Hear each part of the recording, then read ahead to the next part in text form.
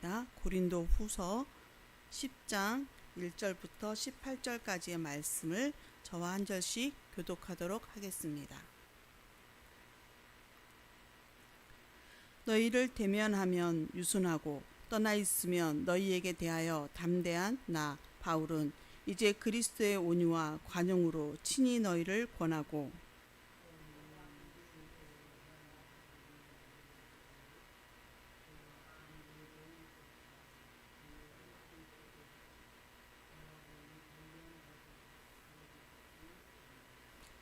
우리가 육신으로 행하나 육신에 따라 싸우지 아니하노니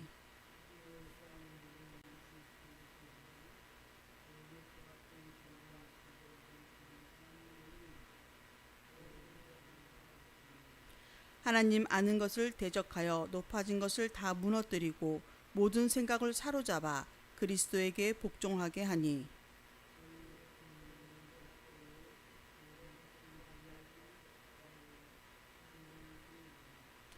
너희는 외모만 보는도다. 만일 사람이 자기가 그리스도에게 속한 줄을 믿을진대 자기가 그리스도에게 속한 것 같이 우리도 그러한 줄을 자기 속으로 다시 생각할 것이라.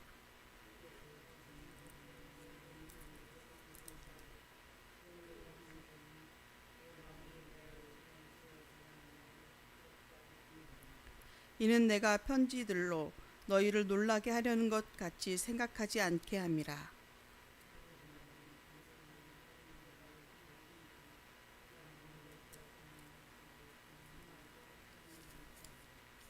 이런 사람은 우리가 떠나 있을 때에 편지들로 말하는 것과 함께 있을 때에 행하는 일이 같은 것임을 알지라.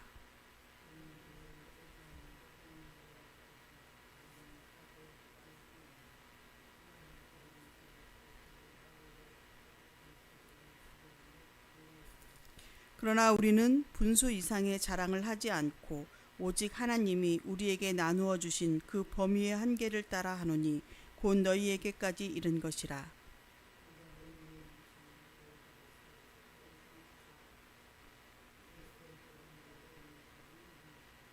우리는 남의 수고를 가지고 분수 이상의 자랑을 하는 것이 아니라 오직 너희 믿음이 자랄수록 우리의 규범을 따라 너희 가운데서 더욱 풍성하여지기를 바라노라.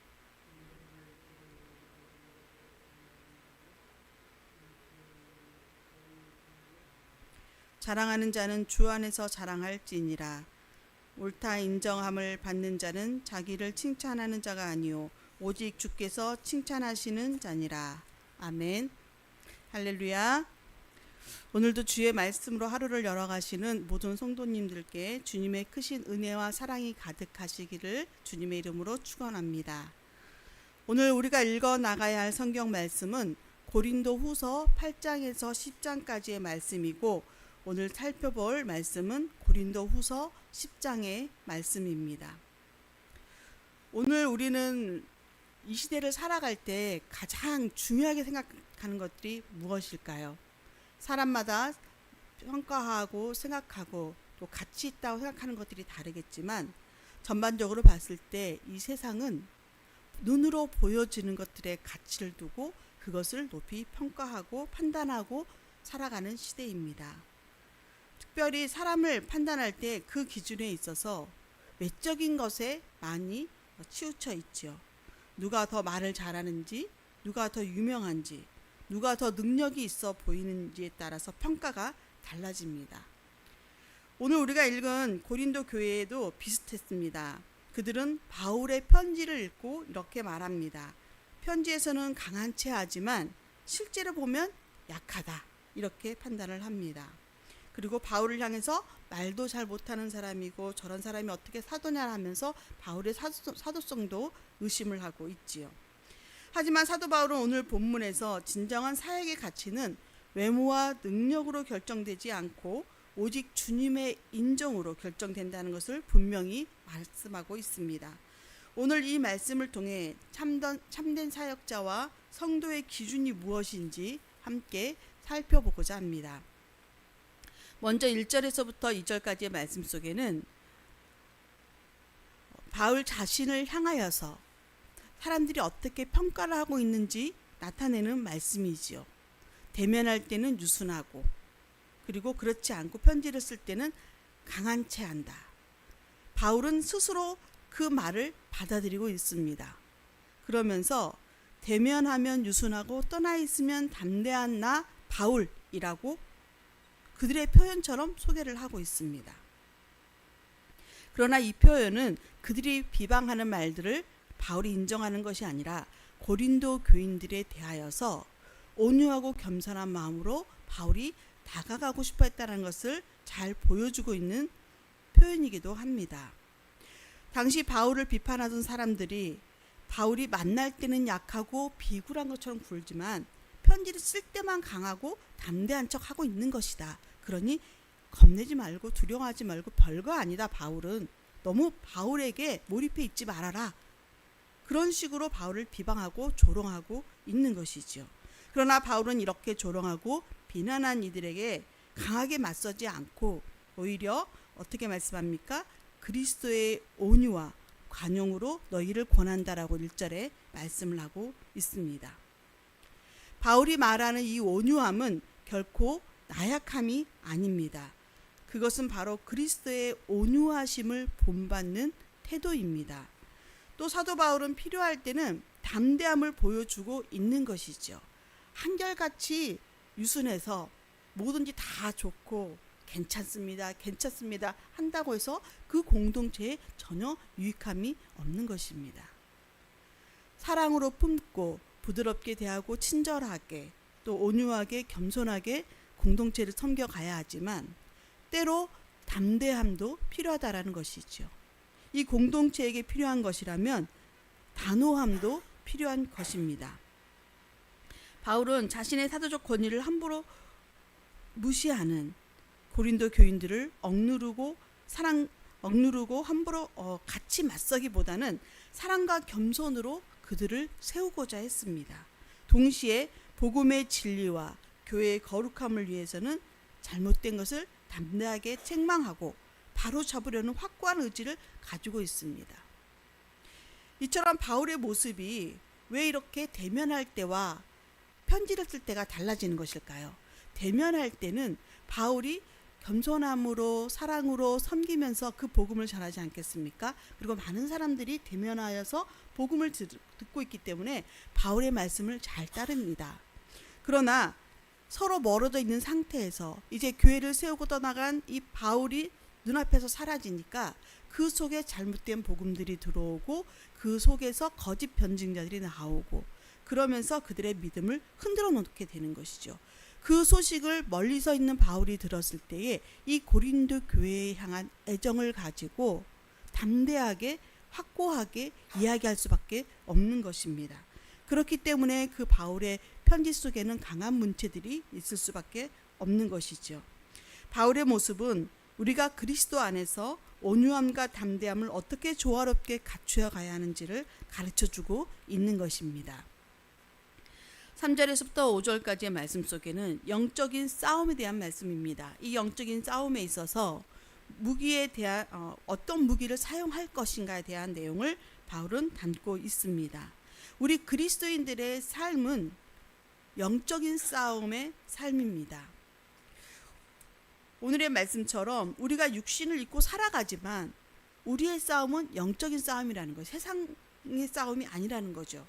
이 싸움에 사용되는 무기는 그렇기 때문에 육신에 속한 무기로 싸우는 것이 아니라 어떠한 견고한 요새도 무너뜨릴 수 있는 하나님의 강력한 능력으로 무기 삼아 싸워간다라고 하는 것입니다.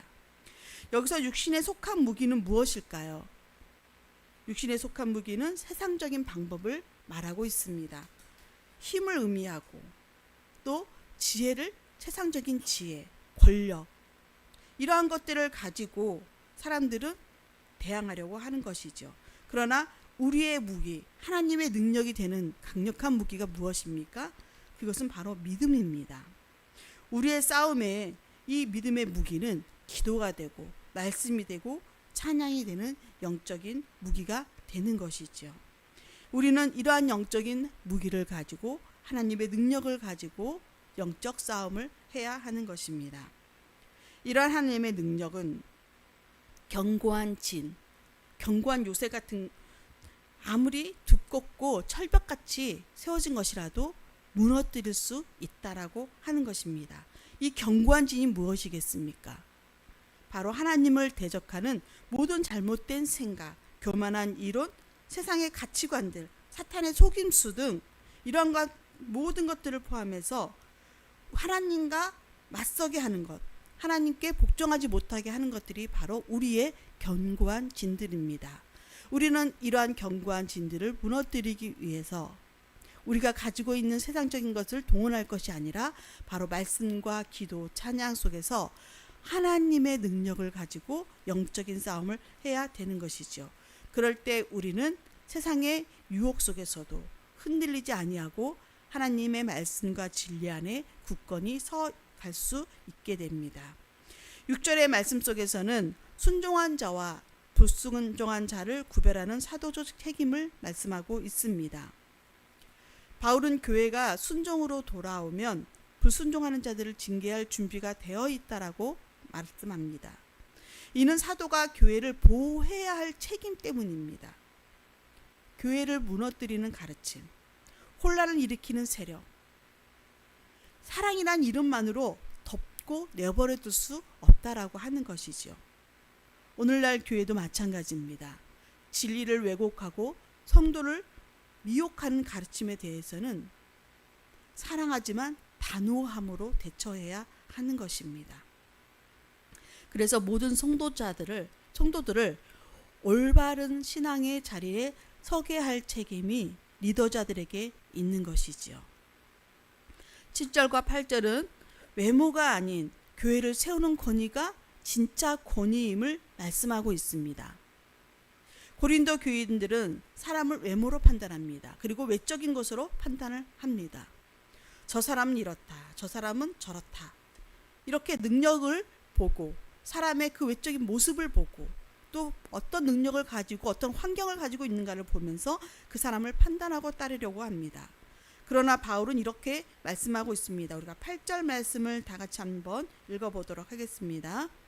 주께서 주신 권세는 너희를 무너뜨리려고 하신 것이 아니요 세우려고 하신 것이니 내가 이에 대하여 지나치게 자랑하여도 부끄럽지 아니하리라. 아멘. 진정한 권세는 주님이 주신 권세라고 말씀하고 있습니다. 그 권세는 분열시키고 무너뜨리는 권세가 아니라 바로 이 공동체, 주님의 믿음의 공동체, 영적인 공동체, 교회를 세우려고 하신 것이라는 것을 말씀하고 있는 것이지요. 참된 권위는 교회를 세우는 권위입니다. 자기를 과시하는 권위가 아니라 성도를 세우고 공동체를 건강하게 만드는 권위입니다.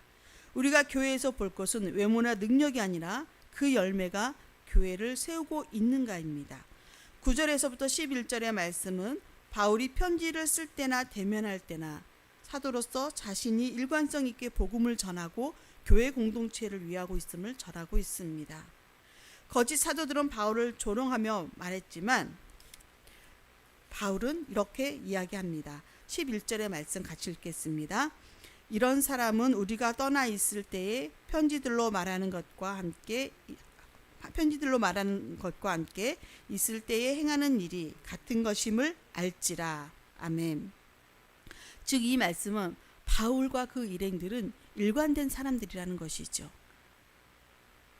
대면할 때나 편지를 쓸 때나 일관된 모습으로 그들을 대했다라는 겁니다. 이거는 유순의 문제냐 강함의 문제냐가 아닙니다. 바울 안에 그 마음이 어떠한 마음을 가지고 그 성도들을 대했는가를 이야기하고 있는 것입니다. 하나님이 찾으시는 사람은 겉과 속이 다르지 않은 말과 삶이 일치하는 사람을 하나님은 기뻐 받으시는 줄 믿습니다. 12절부터 16절까지의 말씀 속에는 비교와 경쟁은 육신적인 것이고 하나님이 정하신 분량 안에서 우리는 충성해야 됨을 강조하고 있습니다. 거짓 사도들은 자신들끼리 비교하며 서로를 칭찬했습니다. 바울은 그것을 지혜가 없는 것이라고 말하고 있습니다. 비교는 항상 두 가지 열매를 생산해내지요. 첫 번째 열매는 교만이고 두 번째 열매는 열등감입니다. 이 둘 다 사역을 병들게 합니다. 믿음을 흔들어 놓습니다. 바울은 완전히 다른 길을 선택을 합니다. 그것은 우리는 하나님이 정하신 분량 안에서만 자랑하겠다라고 하는 것입니다. 하나님은 사람마다 다른 분량, 다른 사역, 다른 영역을 주셨습니다. 우리가 다 모두가 똑같은 일을 하는 것은 아닙니다.